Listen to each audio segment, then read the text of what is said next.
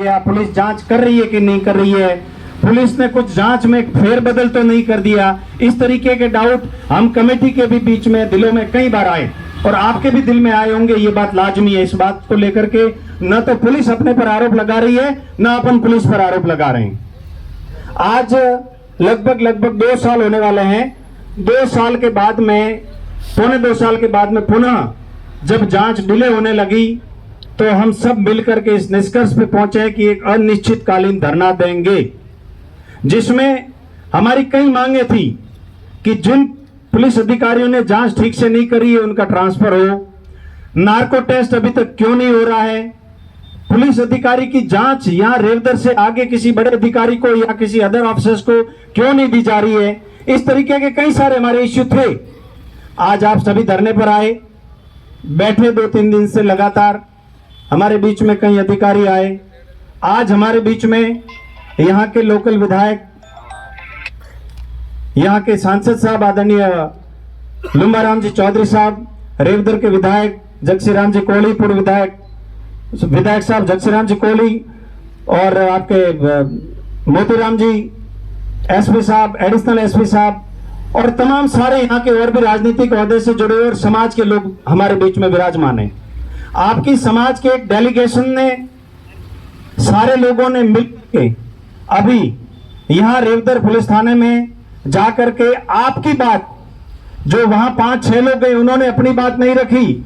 आप जो आम जनता चाहते हो पद्माराम हत्याकांड का राज खुले, वो सारी डिमांड, वो सारी बातें आदरणीय रेस्पेक्टेड एसपी सिरोही, जो कि एक जिले के सबसे सुपीरियर ऑफिसर्स होते हैं, सुपरिंटेंडेंट ऑफ पुलिस, उनके सामने, एडिशनल एसपी और एसपी दोनों हमारे बीच में थे, इनके सामने आदरणीय सांसद साहब लुम्बाराम जी ने एक एक तथ्य को बड़ी बारीकी से रखा और मजबूती के साथ, आक्रोश के साथ रखा कि ये जांच अभी तक आगे क्यों नहीं बढ़ रही है।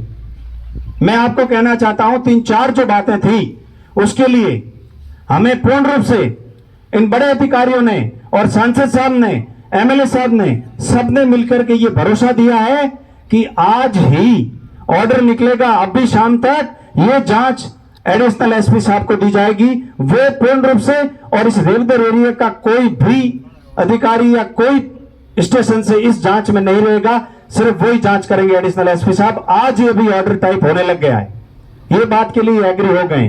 दूसरी बात इनको कही थी कि भाई ये जांच, नॉर्मल इन्वेस्टिगेशन जो होना था वो हो गया, पूछताछ हो गई, एफएसएल हो गई, अब हमारे पास में पॉलीग्राफी भी हो गया।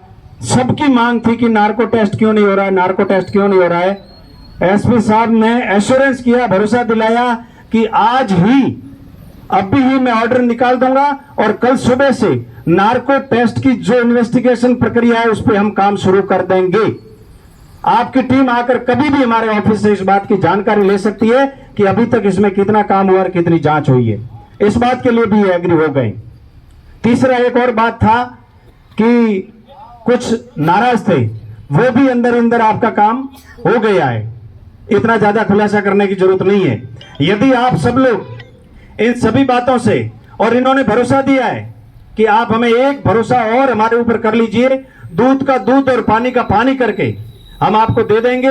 और एसपी साहब ने यह भी कहा है कि आपके अंदर से 5-10 लोगों की, 5-10 लोग मिलकर के एक ऐसी टीम बना दो, जो टीम आकर के हमसे मिले, हम उसको पूरा का पूरा इन्वेस्टिगेशन बताएंगे, हम क्या कर रहे हैं क्या नहीं कर रहे हैं, और जब भी मौके पे आएंगे तब भी वो टीम हमारे साथ आकर के मिल सकती है, हमारे साथ इन्वेस्टिगेशन में सहयोग कर सकती है, हमारी प्रक्रिया को सुन सकती है, देख सकती है।